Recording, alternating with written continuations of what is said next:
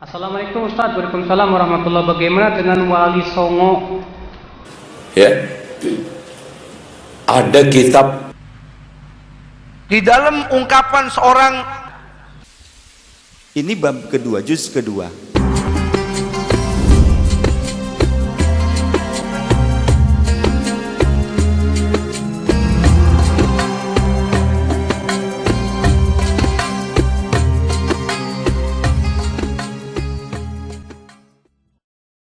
Assalamualaikum Ustaz, Waalaikumsalam warahmatullahi wabarakatuh. Bagaimana dengan Wali Songo yang menyebarkan agama Islam dengan mencampurkan syariat dengan adat dan istiadat? Pak, Wali Songo itu nggak ada bukti yang otentik.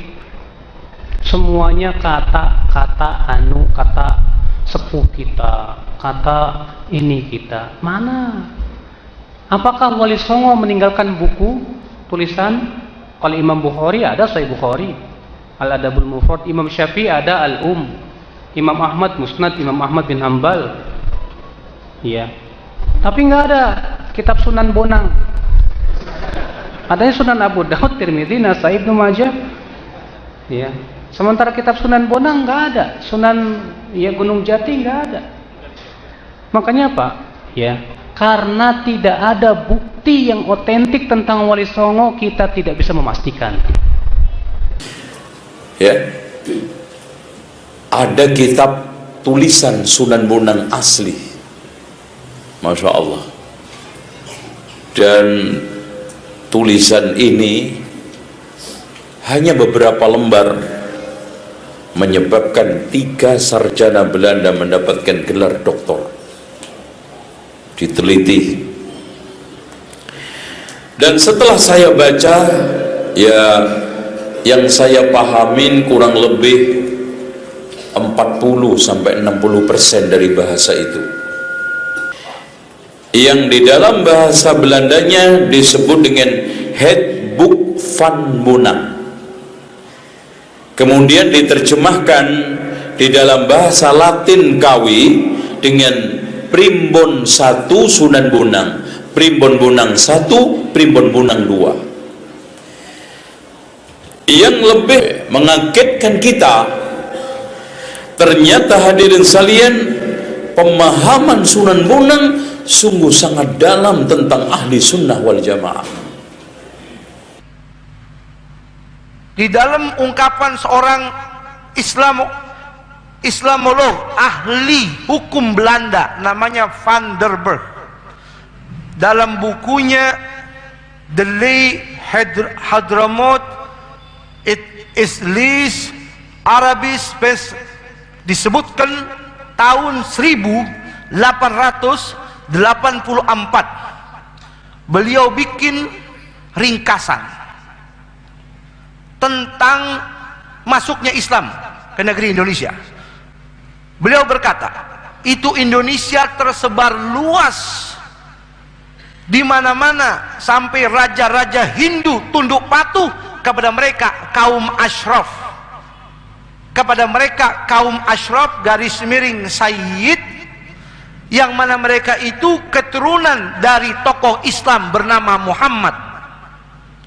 Dari mereka tahun abad ke-14-15 terlahirlah para Wali Songo yang menyebarkan agama Islam ke seluruh penjuru daripada Republik Indonesia, terutama sumbernya pada 3 titik.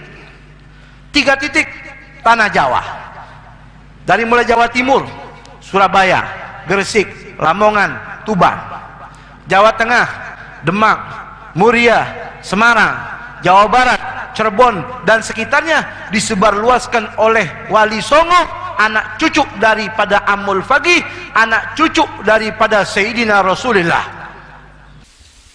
Ini bab kedua, juz kedua. Pada kitab Syamsul Zahirah, juz kedua, ini salah satu dari kitab rujukan Rabithah Alawiyah. Salah satu kitab rujukan Rabithah Alawiyah. Karya Habaib, karya ulama Yaman. Karya ulama Yaman.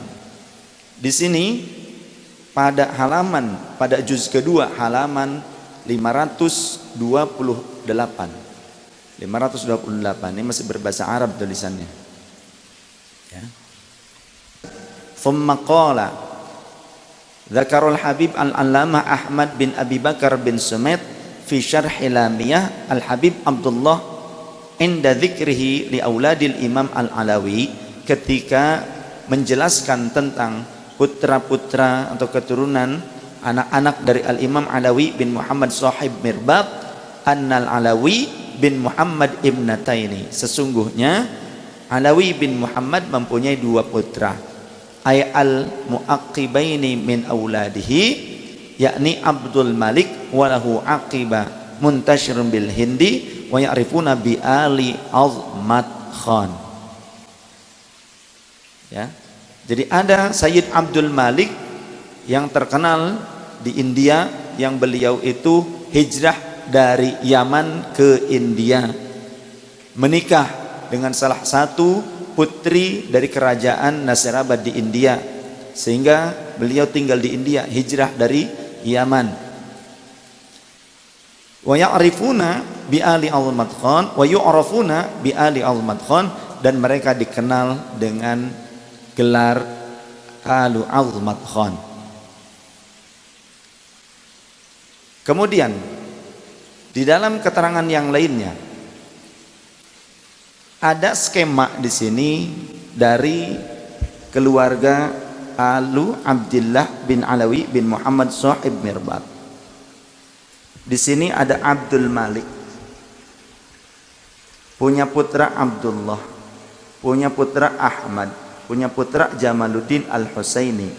Jamaluddin Al-Husaini punya putra Barokat, kemudian yang lainnya Ali Nurul Alam, kemudian yang ketiga Ibrahim Al-Akbar.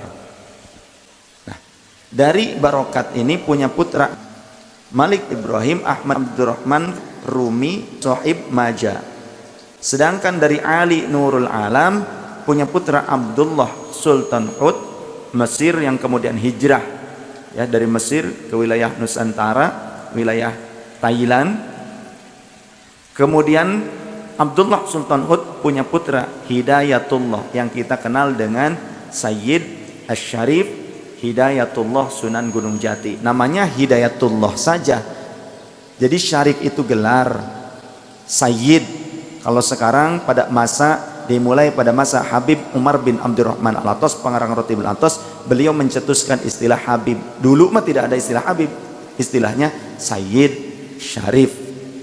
Nah, Sayyid Abdullah Sultan Hud punya putra Hidayatullah atau Sunan Gunung Jati, punya putra di sini Hidayatullah Jaddu Salatin Syirbun wa Banten, kakek moyangnya daripada sultan-sultan Cirebon dan Banten.